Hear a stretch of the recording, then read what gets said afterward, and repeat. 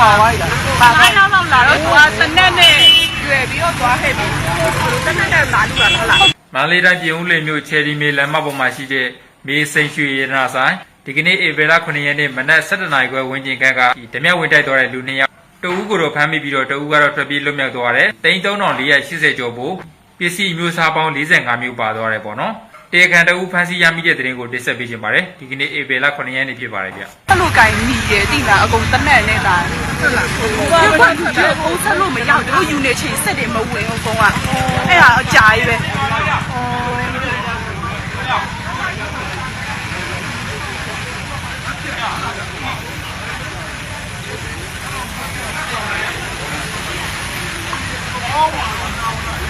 ဟာသူကြီးရဲ့ချိန်နောက်ကလိုက်ဖန်တာနေမှာဟိုစိတ်လန်းအမှားရောမြင်လိုက်တယ်ဟုတ်ဘူးအဲ့အကူအင်းလိုက်တာရှိပါဦးလေးလားအဲ့စပင်းညက်ဆန်ကအကူအကြီးဟောဟုတ်ကူအရင်လိုက်တာဟောအဲ့ဆိုတော့ပစ္စည်းတွေတော့ပါဝိုင်းနေပါဝါတာတိုင်းမင်းစိတ်တိုင်းလေးဟိုမှာဟုတ်မယ်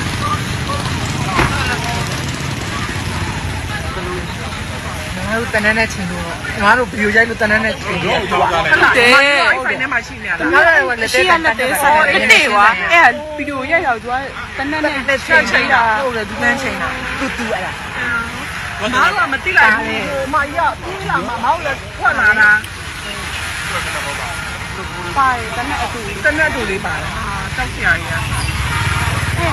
အဲ့နားနေပစ္စည်းမယူတော့ခင်9ရောက်လောက်ပြေးထွက်လာအဲ့ဒါကိုတနက်နဲ့ချိန်လာအဲ့နဲ့ဘူးကပြန်လက်ပြေးတာလေးကတ်မတက်ရဲကြတော့တနက်ပါလာဆိုတော့ဟိုကဒီမောင်းတော့မှအထဲထဲဝင်ပြီးတော့တနက်နဲ့ဝင်မရတော့တနက်နဲ့ဒီမှာတော့ကြာအကျဉ်းဆုံးကဟိုကမဝင်ဘူးညီမတို့ကဘယ်လိုလုပ်လဲညီမလေးကမြင်လာမြင်လာဒီမှာအာမတီးဘူးလုံးကြည့်လာမားနေဟိုကိုကြီးတဲ့အတကူခုက3ယောက်ပဲလိုက်တာဒီမှာတော့လိုက်တာလားဟိုမှာလေကားနဲ့ကအနောက်ကလိုက်မှာတ냐လိုက်တယ်လို့ကျွန်တော်ကရန်ဖြစ်တယ်လို့ပြောတာလေဘာမှမသိဘူးကျွန်တော်ကနောက်မှတ냐လိုက်တယ်လို့ပြောလို့ပြီးထွက်လာတာလူတွေကအုံလာ9ယောက်ပဲ9ယောက်ဆိုင်ကနဲ့လာတာဆိုင်ကတော့နိုးနေရမဟုတ်အဲ့ရှိမှာနိုးနေရဆိုင်ကတော့2ယောက်ရှိတယ်နော်စောင့်နေကြွေးထွေးနေတာ1ယောက်နော်2ယောက်ရှိတယ်ကျွန်တော်ကတွေ့တယ်ဒီတိုင်းပဲ security ခင်းတယ်ဒါလည်းဖွဲ့တယ်မှာဒီယောက်ပဲမိတာပေါ့တနာရီလို့2ယောက်ပဲ2ယောက်ပဲလား2ယောက်ပဲဒီလေဒါမဲ့မတနက်နဲ့ချိန်ပြီးတနက်နဲ့ချိန်ပြီးမြင်သွားတာအဲ့ဘေးကနေကြည့်နေကြဒီရတဲ့အရှိမမဟုတ်အဲ့ဒါဆိုလို့ကျွန်တော်ကဘေးအရှိမစောင့်နေ2ယောက်ကရောအဲ့နားနေအရေဦးလေး9ယောက်ဒီလိုပြည့်သုံးတာနဲ့ဝင်လာတယ်ငါလည်းတိုင်း9ယောက်တော့ပြီးတာတနက်နဲ့ရေတော့ပါပြန်လက်ရှိသွားတာပြီးလာရင်9ယောက်ကမောင်းတော့မကြည့်ဘူးမိုင်းပေါ်မှာအဲ့တော့ပြန်တော့ပြန်မကြည့်ဘူးမှာပစ္စည်းတွေအကုန်ပါသွားပြီနော်ပါသွားပြီ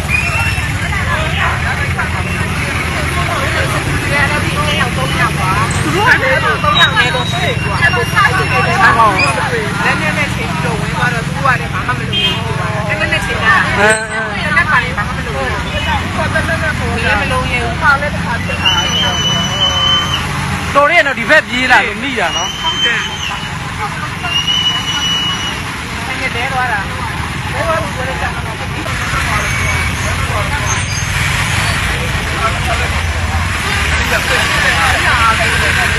လက်ပေါ်ကြတော့မကြိုက်ရမလဲဘာနဲ့ဆိုရင်တော့မလုပ်လို့ရတယ်ဒီကနေ့လာရင်5 6ယောက်လောက်ညာတဲ့တော့တစ်နေ့နဲ့ပြင်ဆိုရင်ညာဘာလို့ကြိုက်ရတော့ဟုတ်အဲ့ဒါဖြစ်နေတာကြာပြီတော့ဆက်လာမှတော့ပြတာတော့အဲ့မှာရှင်းတာဟုတ်တယ်အေးယူနေတယ်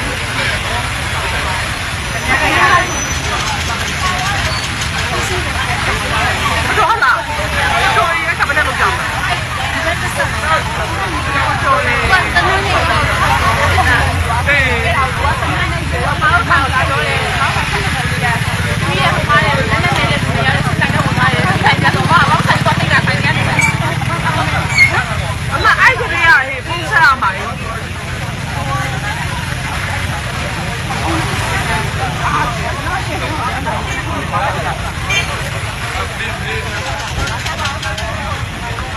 သူကကြီးတော့ကြီးတာချော်နေတယ်တွေကနေမှာဟိုပစ္စည်းတွေပြည့်သွားတယ်ဟိုကဒီဘက်ထားတဲ့ကြီးတာဟိုကပစ္စည်းတော့ကလွတ်သွားပြီဒါယူရဲဆန်နေတာဟုတ်တယ်ပစ္စည်းကပါသွားပြီပစ္စည်းကပါသွားပြီပစ္စည်းက下吧，我你说还要这个路路嘛，多多些。慢慢的看，看那打呢掉打呢打呢来着。話有單啲東標落位睇啦，誒我見咗份人，一份人掉過嚟睇啦，誒兩份又是一份又個出嚟睇啦，阿媽話真係攞真。မန္တလေးမြို့က because coffee ဆိုင်ရာတာဝန်ရှိတဲ့သူတွေဒီဗီဒီယိုမြင်ပါစေအတွင်းထဲမှာမန်နေဂျာတယောက်လုံးကြည့်နေတာအပြင်ဘက်မှာဆိုင်ဟိုလာတဲ့ customer အစဲခံလိုက်ရတာကိုတော့မှဖြည့်ရှင်းမပေးနိုင်ဘူးဆိုတော့နင်တို့ရဲ့အုတ်ချုပ်တဲ့အုတ်ချုပ်ပုံအုတ်ချုပ်ကြီးကတော်တော်ကိုညံ့နေကျွန်တော်နဲ့ကျွန်တော်တင်ငယ်ရင်ဒီကနေ့ because coffee ဆိုင်ကိုလာတယ်ကျွန်တော်တို့ထိုင်ခြင်းနဲ့ဝိုင်းရမရသိခြင်းတို့တငယ်ချင်းကဆိုင်ကယ်မှာနေခဲ့ပြီးတော့ကျွန်တော်ကအတွင်းထဲကဝိုင်းကိုတွားကြည့်တာတွားကြည့်တဲ့အခါမှာတငယ်ချင်းက security ကိုမေးတယ်ဟိုဘက်အပေါက်ကထွက်လို့ရလားဆိုတော့ तू ကထွက်လို့ရတယ်တဲ့ကျွန်တော်ကအတွင်းထဲကဝိုင်းကိုတွားကြည့်တဲ့အချိန်မှာကျွန်တော်တို့ထိုင်ခြင်းနဲ့ဝိုင်းကလူရှိနေတာဖြစ်တဲ့အတွက်ပြန်ထွက်လာတဲ့အချိန်မှာတငယ်ချင်းကဟိုဘက်အပေါက်ကထွက်လို့ရတယ်လို့ဆိုင်ကယ်နဲ့ဒီတိုင်းပဲထွက်မယ်လို့တဲ့အချိန်မှာ security ကောင်က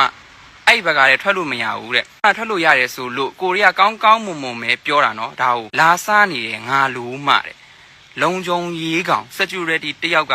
ဆိုင်ကိုလာတဲ့ customer ကိုအဲ့လိုမျိုးရိုင်းရိုင်းဆိုင်ပြောလို့ရလားဘယ်သူ့ကိုပြောလိုက်တာလဲမေးတော့ဟိုမှာထိုင်နေတဲ့သူတို့ရဲ့ဝန်ထမ်းချင်းချင်းပြောတာတဲ့သူတို့အဝန်ထမ်းအချင်းချင်းပြောတယ်ဆိုလို့ရှင်တော့မှငါတို့ပြန်သွားမှပြောရမှာမဟုတ်ဘူးငါတို့ရှိနေတဲ့အချိန်ငါတို့ဘေးနားမှာလာပြီးလာစားနေငါလို့မှဆိုတော့ဖြစ်တင်လားပြောတင်လားဆိုတော့စဉ်းစားအတွင်းထဲကိုသွားပြီးတော့ဒီဆိုင်ကတာဝန်ရှိတဲ့သူနဲ့ပြောချင်တယ်ဘာဖြစ်လို့လဲဆိုတော့အကျိုးအကြောင်းပြောပြတယ် security ကဒါမျိုးပြောတဲ့ချိန်မှာအောင်မလေးတယောက်အတွင်းထဲကိုဝင်သွားပြီးတော့ manager ဆိုတဲ့သူလည်းထွက်မလာဘူးတာဝန်ရှိရဆိုတဲ့သူလည်းတယောက်မှထွက်မလာပဲအဲ့ကောင်မလေးပဲထွက်လာပြီးတော့ manager ကမအားလို့တဲ့ security ရဲ့ manager ကိုလာခိုင်းလိုက်ပါမယ်ဆိုတော့ဟိုကဆိုင်ကယ်နဲ့တာတဲ့သူတွေမှုလို့ဆိုပြီးနင်တို့ကစောက်ထင်သေးရလားဘဲချိန်လာမှလဲဆိုတော့လေတီးကြမသိဘူးစောင့်ပေးပါအောင်ဆိုတော့ငါတို့ကအဲ့ security ရဲ့ manager လာဖို့ကြီးငါတို့ကထိုင်ဆောင်ရအောင်မလားဆိုင်ထဲမှာရှိနေတဲ့ manager ငါတို့ကိုထွက်ပြီးတော့ဖြည့်ရှင်းမပေးနိုင်ဘူးဆိုတော့နင်တို့ဆိုင်ကအုတ်ချုပ်တဲ့အုတ်ချုပ်ပုံကအဲ့လောက်ညံ့အားရနေတဲ့သူတွေမဟုတ်ပြီးတော့ငါတို့ကဒီဆိုင်ကိုလာတဲ့ customer တွေလေ security ကောင်ကိုသူတို့ဘက်ကဖုန်းဆက်တဲ့အချိန်မှာဘာမှမဖြစ်ဘူးအေးစေးတယ်အဲ့ဒီအကောင်မလေးတွေ့တယ်သူလဲတည်တယ်သူလဲရှိတယ် security တွေနေတဲ့ခိတ်တဲကိုလာတာမဟုတ်ငါတို့က because coffee ဆိုင်ကိုလာတာ because coffee ဆိုင်ကိုလာတာဖြစ်တဲ့အတွက် because coffee ဆိုင်ကအပြည့်အဝတာဝန်ယူပြီးရှင်းပေးရမယ်ကိစ္စမဟုတ်ဘူးလားအတွင်းထဲမှာ manager တယောက်လုံးတာဝန်ရှိတဲ့သူတယောက်လုံးရှိနေတာအပြင်ဘက်မှာဆိုင်ကိုလာတဲ့ customer အစဲခံလိုက်ရတာကိုတောင်မှဖြည့်ရှင်းမပေးနိုင်ဘူးဆိုတော့နင်တို့ရဲ့အုတ်ချုပ်တဲ့အုတ်ချုပ်ပုံအုတ်ချုပ်ကြီးကတော်တော်ကိုညံ့နေငါလဲ customer service လုပ်နေတဲ့သူတယောက်ပဲအဲ့မဲ့နင်တို့လောက်ကြီးထိမညံ့ဘူးငါတို့လာတာ because coffee ဆိုင်ကိုလာတာ security တဲတဲ့ကိုလာတာမဟုတ်အဲ့တော့ငါအဲ့ security ကိုအုတ်ချုပ်တဲ့ security ခေါင်းဆောင်နဲ့စကားပြောစရာအကြောင်းမရှိရဲ့ coffee ဆိုင်နဲ့က